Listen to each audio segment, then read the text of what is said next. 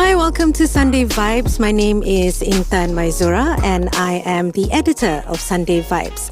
And I'm joined by my co-host, the lovely Tammy Chan, Ashreena, Pillai, and last but not least, Elena, Koshy. Now, since this is a new show, allow me to introduce our team members. Maybe beginning with me, simply because I have the mic on already. Right, I was born in Petaling Jaya, Asunta Hospital to be precise, but spent my schooling days in London. I graduated with a broadcasting degree from a London university.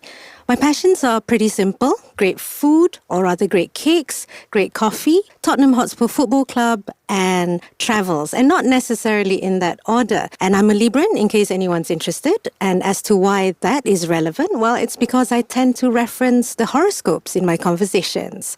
So moving along, Tammy, how about sharing a little bit of insight into what makes you tick? Sure. Hi, Intan. So everyone, my name is Tammy Chan, and I was born and raised in a small town called Ipoh in the state of Perak. I was a broadcast communication student from Tunku Abdul Rahman College, and I also spent some time at the Liverpool John Moores University. Currently, I work as a publicist for a sports organization, and since Intan mentioned her horoscope, I am actually a Leo. My passions include traveling, reading, and music. Great. Thanks, Tammy, for sharing that. Moving along, another fellow co-host is Ashreena Pillai. So, Ash, how about sharing a little bit about yourself? Hi, Intan. Yeah, I was born and bred in Johor Bahru, so it's no surprise that the quickest way to my heart is a delicious bowl of laksa Johor. I was a former sports journalist, and now I work in the financial services industry doing corporate communications. I love music, movies, and probably spend too much time watching mixed martial arts fights. Great. That sounds good.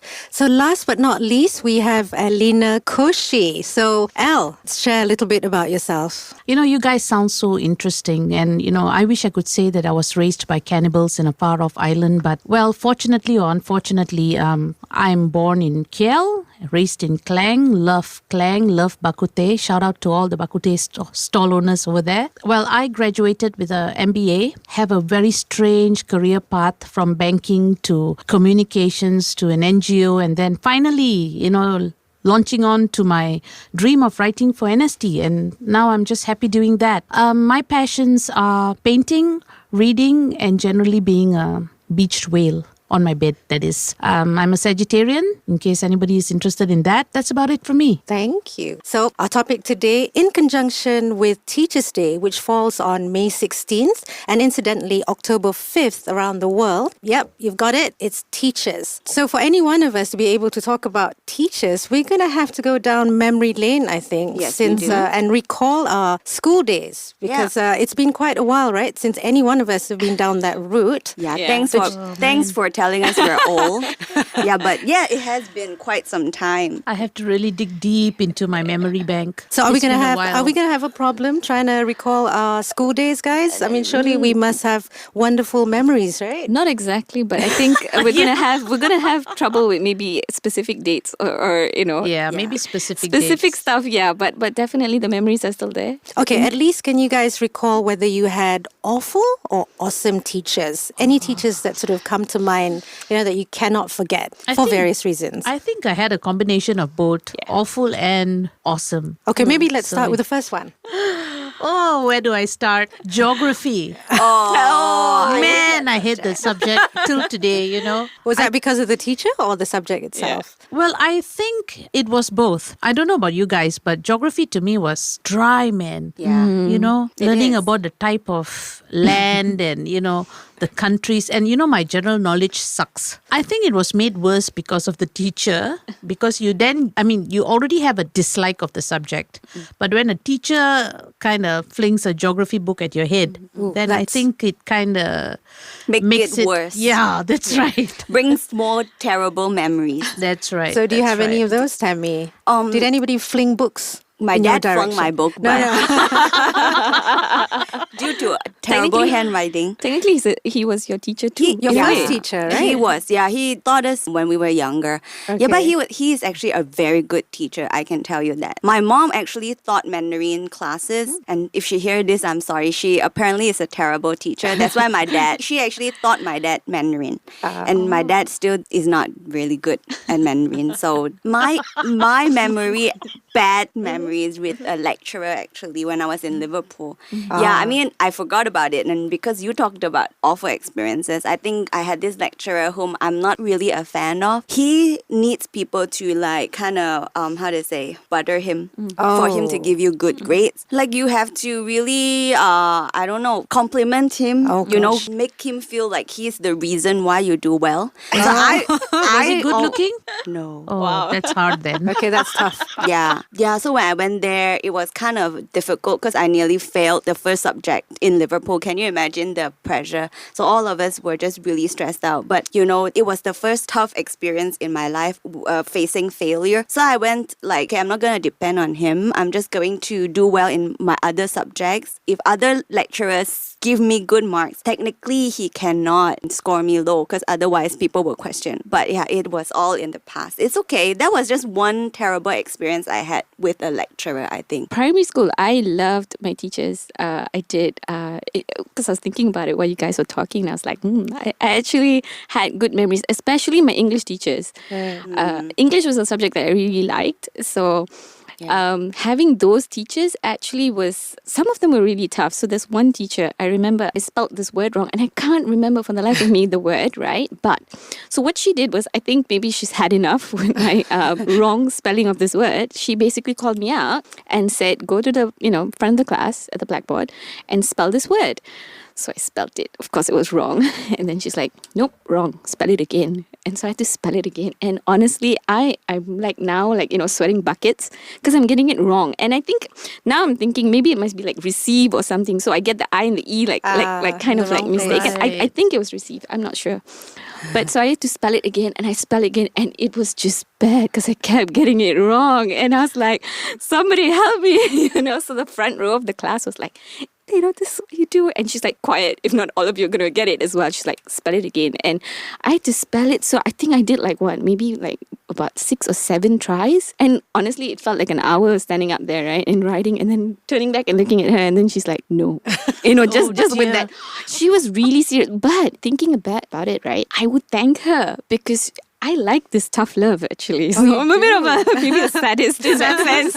But I really appreciated that tough love because I think after that I was so careful with spelling sometimes, like you would think oh no. I made sure especially if it's her homework that I would really just read it again. But yeah, she was, one of the scary ones, but I appreciate. Same with Tammy. I think my lecturer, there was one. This is someone that, I didn't have a great experience with this particular person because I feel like she would put up her lecture notes on the screen projector, right? And then she would basically read from the textbook. So I was like, Oh, you don't. Come on. Yeah. Only thing is because I feel like you're there to even if she just talks and gives us experience and stuff like that would be great. But yeah, so that one felt a bit flat, I would say. I did not dislike her. No, it's fine. But it's just the teaching methods was I was like, oh man, it was a bit I'm not gonna get a lot from this because it's basically the same thing. You could read the book. But I loved my English teachers, even in high school. Just saying, So my you maths teachers not so okay. I actually have really good math teachers. All the good teachers and strict teachers in my schools were math teachers. They're always strict. So my math was pretty good, I would say. My math sucked. Okay. But I enjoyed going to class simply because we had this very handsome Irish teacher. It helps. Sorry, maybe I'll just give a bit Good-looking of background teachers. because I went to school in London, right? So we had an Irish teacher by the name of Mr. Dumbrell. Mr. Dumbrell. He was one of the younger teachers. I think he was only about 26 or 27, one of those young teachers. And I remember I hated maths and I'm just not good at it. even to this day. But I looked forward to going to his classes simply because just to see the teacher. And I think things went into my brain a lot better. I mean, I think also in secondary school, I had a teacher. He was a temporary teacher, but he was good looking. You know, the temporary teachers are always good looking. I know, Because right? they're the young ones. I have none and they never stay. They never stay. Aren't they the young ones normally, the temporary teachers? Yeah, they are. Yes, and he was so good looking, and I suddenly discovered this innate love for chemistry. It was literally chemistry. I'd stay back after class and ask questions about chemistry. So talking about chemistry, I remember my least favorite subject at high school. I think high school is the one that comes to mind quite easily. Was science. Because I remember, to this day, I remember his name was Mr. Stevens, and he looked like a weasel. He reminded me of Hitler as well, because he had like a small moustache. And I think he hated us just as much as we hated him. Oh, man. So science classes were just out. And I think, again, I'm a failure in science in my adult life because of the teacher. I'm a failure in music because of a teacher, because of my piano teacher. I'm a bit afraid because everybody knew who taught me piano. I hope she's not listening to That's this. pressure. But she used to, because, when you play piano, you have to, she'll be knocking your hands, she'll be knocking your knuckles, she'll be pushing your back, you have to sit straight. And the music was so boring because it was all, the Royal Board of Music. And she practically killed my love for piano. Yeah. I think a good teacher should know how a student respond to, teaching. Because not every student learn the same. Some needs tough love like Ash. Some people just doesn't respond well to that, right? Some people need a bit more patience and some needs a bit more disciplining. So it really depends. I think a good teacher then would know, which button to press. But again, it's not an easy job. No. In our system at least. I'm not sure about the UK system, but in Malaysia, you have 40 students in one single class. That's tough. You can't concentrate on each. But I think, I think Intan would agree with this, that we need a lot of good-looking teachers to inspire us. That should be the criteria when they apply. It is true, though. Good looks should be something, at the risk of sounding, like a lookist. Is that such a word? Lookist. But yeah, it is Lucas. Yeah, why not? Lookist. I've never had good-looking teachers too growing up, except a lecturer. Also in Liverpool, my goodness. Oh, gosh. And no one could understand him in class, because he has this Scouse accent. But I was very determined to understand him. So everyone comes to me for, Interpretation. Exactly. For interpretation. Was he good looking? Yes. That was my point. So I was really paying a lot of attention. No, but back to that point of the sadist, right? Just saying that when it's tough love, I feel like you want to outperform, at least for me, I feel like I want to really perform and put it like 110% in order just to get like a well done. If it comes from this person who has very high standards and is very difficult to score their, tests or exam, I'm going to put in like 150%, right? To just make sure I get like a well done. I know it's a bit sad, but like... I think it's different people, different characters, right? I mean, some people need that soft touch and Ashreena needs sadism. Yes. And, some needs good looking lecturer. Some people I'm need not saying I don't want good looking people, but I'm just saying it's I don't know, there's a sense of like, I've done well. Like, I don't There's know. a sense of accomplishment. Yes, right? accomplishment. Thank But you. I just realized that going back to Tammy's point about it's probably quite tough for teachers in Malaysia because I think a typical classroom has about 40 kids? Yeah. 40 kids. So I can't even imagine, even a parent finds it difficult to control 3 kids. Yep. Yeah. So when you're expecting miracles, when you say, a teacher should be able to take their time, to sort of treat each child differently according to their character. And also they don't teach like a singular class or 2 to 3 classes. Sometimes they teach, multiple subject and multiple classes. So it's, how do you even remember? I mean, of course, I think they do a good job in remembering names and even, does this student like it when it's, I'm a bit tough or not? It's difficult. Back in London, when I was at school, I think, primary school, for example, we had at the most a class of 10, but we would have a teacher and an assistant teacher.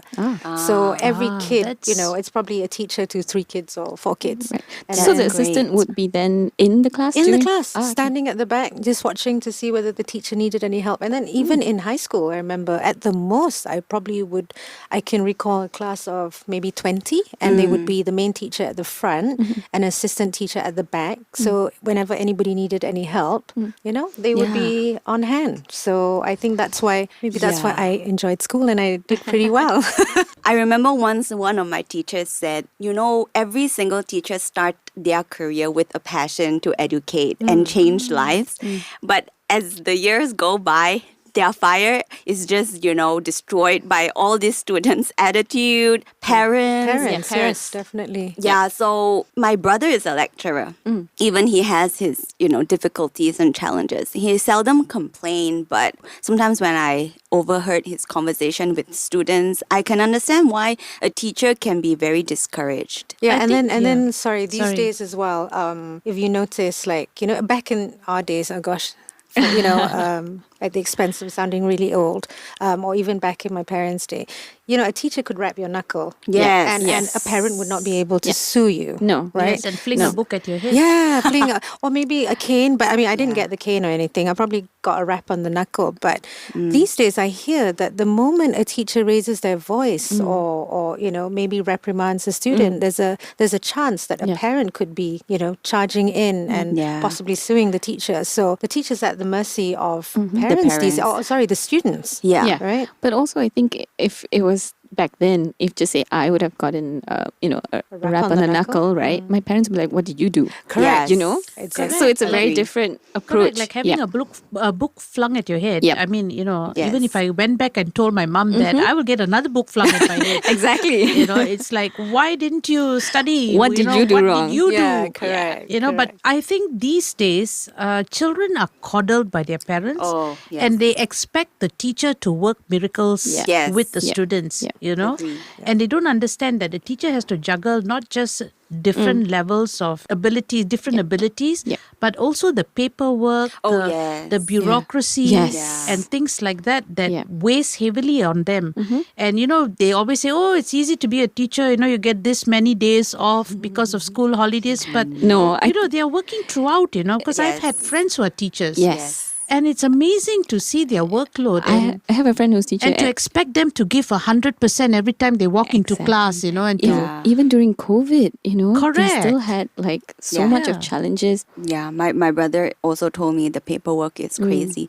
But I'm kind of curious because everyone was talking about different personalities and students' personality. What kind of students were you guys growing up? I think I was every teacher's nightmare. Oh, okay. Seriously, I thought think I pets, was. but- No, not really. I think I was probably teacher's pet for English class because, we were all readers at home. Yeah. But I was not good at math. I was not good at geography. I was lousy at history, especially maths. Maths was my sort of a Achilles heel. I developed a sort of a phobia for maths because of a teacher. Yeah. So, I was the exact same scenario that you went through for your English class, I went through for maths. Right. Right. I was made to do it in front of a blackboard, a certain sum, and I kept getting it wrong. Yeah. And the teacher was she was harsh, very harsh. Yeah. But you see, for you, it was productive, but for me, I retreat. Different people have a different way of dealing with it. So for a long time, I just had this mental block when it came to maths. Yeah, I know what you Until mean. I think this doing in front of the board Blackboard. was in standard 6. Yeah. And the memory is still so vivid. Yeah. Yeah. That's a strange thing. Your never memory leaves is you. so vivid. You can remember standing, sweating buckets in front of the blackboard and working out a sum and getting it wrong. And your friends, they want to help, but they can't help because they'll have a math book flung at their head. God. So it was just so hard. So, but when it came to secondary, then I had a good teacher who actually, it was a tuition teacher, it was not a class teacher, but kind of got me into math again. Yeah, so that was when I found that suddenly, I think I got an aptitude for numbers. I kind of like it. But I think sometimes, teachers are rather important, aren't they? Because they either can inspire you or they can actually break your spirit and give you a phobia about They've subjects. got a lot of power in that Yeah. sense. A lot. Yeah. So what kind of student were you, Ash? I think I changed through the course of time. So I think when I was in Sounds like a long time. when I was in primary school, I think I was just honestly, I don't think I was memorable. I mean, I don't think so. But maybe to my English teachers, I was. Haha. No. But I think, in school, I was just, your everyday kid. I wasn't like, the top student or anything like that. I wasn't, I was just like, just average, right? But I think in high school, I really became like a wallflower, probably. Wallflower? I think so. Maybe it's also because of the environment of school. But when I was in college, then I was like in the front row. Like, I'm like, yes, I'll answer all these questions. I really enjoyed college so much. Like, maybe because it's also the subject matter that interests me a lot. Right. Yeah. This is something that I wanted to pursue. So I was very interested. I was either in the first or second row. I know, not goody two shoes or anything. Oh no, I was always on the first row. Right, but I really just wanted to engage a lot with either the teacher or even the assignments. I got really excited. Right. So it's very different kind of approach in that Right. sense. Yeah, I have a feeling Intan is a teacher's pet. I have a feeling sorry, too. I Are you? I have to apologize, guys. I'm sorry to disappoint you all. Yeah, I was a teacher's pet. Not because of anything, actually. It was quite funny because I did enjoy school. Yeah.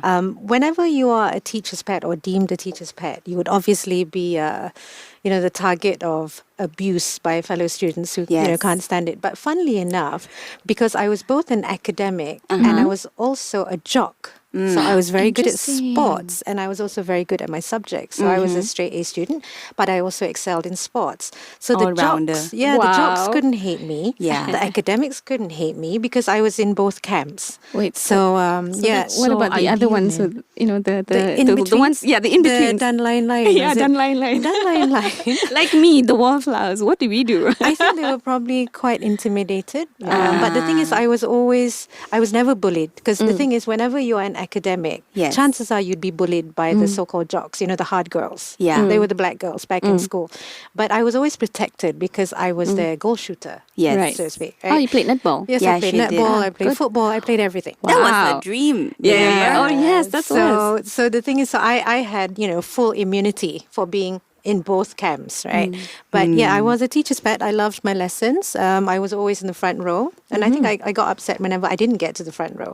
So that was a bit weird. But You guys don't have like designated seats. Like here, right? Well, Instead. it became my designated seat at the front because Okay. everybody would be headed for the back and I would be Yeah. right at the front. So, so I had great marks and I'm sorry to disappoint. Was that, this the same during college or university? Like, were you also then front row? I was pretty much front row. All the I way. wasn't Wow. a middle or back seat Right. kind of person. Actually, I don't understand the whole allure of the backseat sometimes. because they want to escape faster. Some you people never want to do. sleep. No, but you Yeah.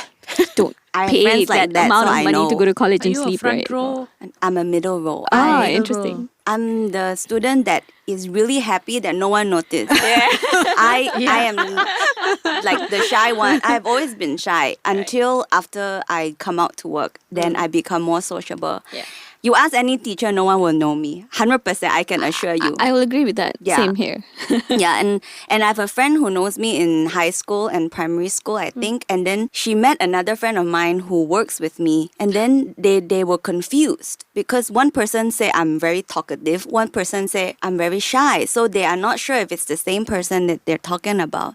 But I'm very, surprised with Intan's Baffled? story. Yeah, baffled. Because in my school, if you're good in academics, you will never be bullied. You are one of the popular yeah. kids Yeah. already. In Malaysia, it's like that. Yeah. You just need to be smart. You don't need to be good in because sports. okay, Some back, ways, like you're untouchable, right? Yeah. Yeah, in a way. well, back in England, back at school, basically the school was run by the jocks.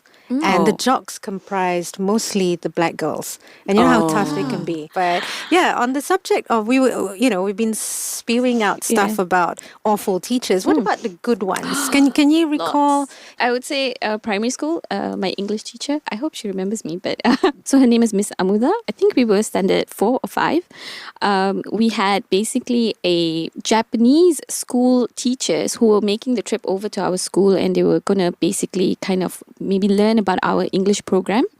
And so they made it a contest out of it where each of the class for that standard would perform a sketch And the winner would then perform for these teachers. And she was like, okay, girls, like we were going to win this, the kind of thing. And she really inspired us. So we did training and it was so enjoyable. The story was The Legend of Masuri.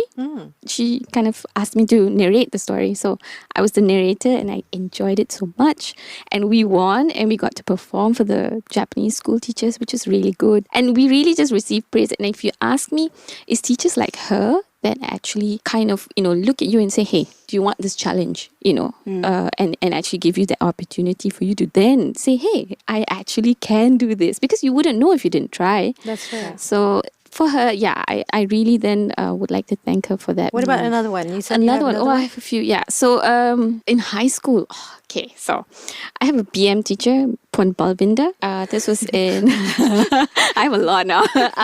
She gave me this very good advice, sage advice, I would say. I don't know if she remembers this advice, but so she came to me and she said, okay, for your SPM exam, skip all the questions and go do question number 6, which is a literature question for your essay. So I was like, what? Are you sure? She's like, trust me, you do it. You're gonna ace it. So when I get to the exam, of course it's SPM, you're sweating buckets and you're like, I cannot fail my BM because that's it, right? Get in, I look at questions and I start writing and I can hear gasps like happening all around me. So I turn around and I look and everyone's like, oh my God, none of the spotted questions came out. And I was like, I'm doing question 6 anyway. So I start writing it. And then, of course, I got an A1 and I actually thanked her for it. And lastly, for college is Bill Kwa and Vanita Nadaraj. Wow, you remember the names? Yes, definitely. Bill Kwa's classes are tough. Like tough. Like tough love again. Tough love. Like it's hard. He's not in a bad way. Like I enjoy the classes so much. You learn a lot. But he used to do surprise quizzes and you're like, no. So I took his classes 3 times because the lessons were really good and he'd do surprise quizzes and you'd be like, no, but you work really hard. And at the end of the day, is this kind of teachers that remind you. And Vanita, same thing, very, very serious about what she was teaching. These are industry people that, then make a difference, I think. Yeah. So those two, love them to bits. I had a teacher in I think secondary school, and she used to have this English accent, and everybody used to make fun of her English accent because she's this Indian lady with, but once her mouth opens, it's really Queen's English that comes out, I think her name was Miss Anne. Yeah. Oh.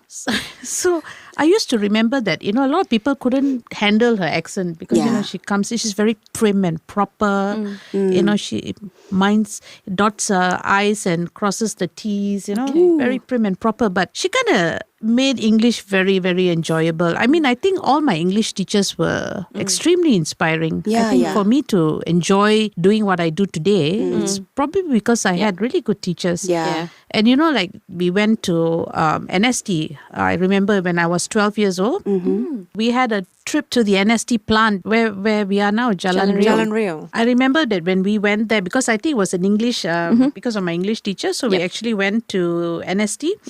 And I remember at that time, and all my classmates to this day remember that moment because there was somebody there who was leading the tour. He asked, any one of you want to be a journalist? And I was the only one that nice. put up my hand. I mean, it was such a defining moment because I loved the broadsheets. Yes. So it was so nice that, a teacher actually took the trouble to actually take us and, experience, the whole printing and the smell of print and, the papers coming out. Years down the road later, when my classmates whom, we all still keep in touch to this day. So when they found out that I started to write for the NST, they said, oh my God, I remember what you said. You're the only one to put up your hand when somebody asked, who wants to be a journalist? And I was like, me.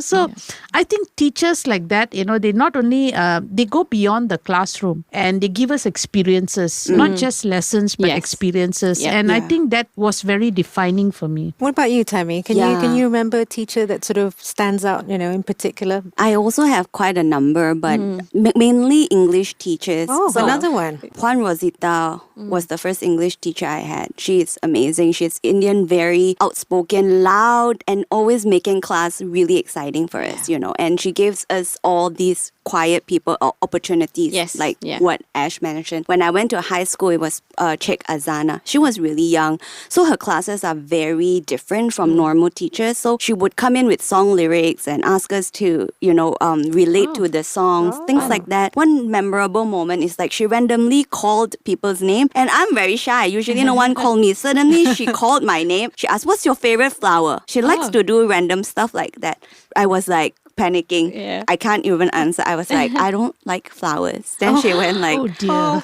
"I don't last time." Then she said, "What do you like? Grass?" That was so funny. That was the only time, and I didn't even came back with anything with the others. Like, Oh no. yeah, it was quite. She was nice, Then college time, it was a few. I have a lot of good lecturers in college, Tunku Abdul Rahman College. That's why I love that college so much. Satwan Singh, who is a broadcast lecturer, he was with NTV7 last time, so he really taught us real life experience. So it's great. We have Mr. Bun Kiaming, who actually taught us law. So he was in the politics scene, and he was really an eye-opener and the person who encouraged us to vote. I hate myself. I forget this teacher's name. Razmuna. It's been a while. It's been a while. Yeah, check Razmuna. She literally, a few months ago, I found her on Instagram and we followed each other.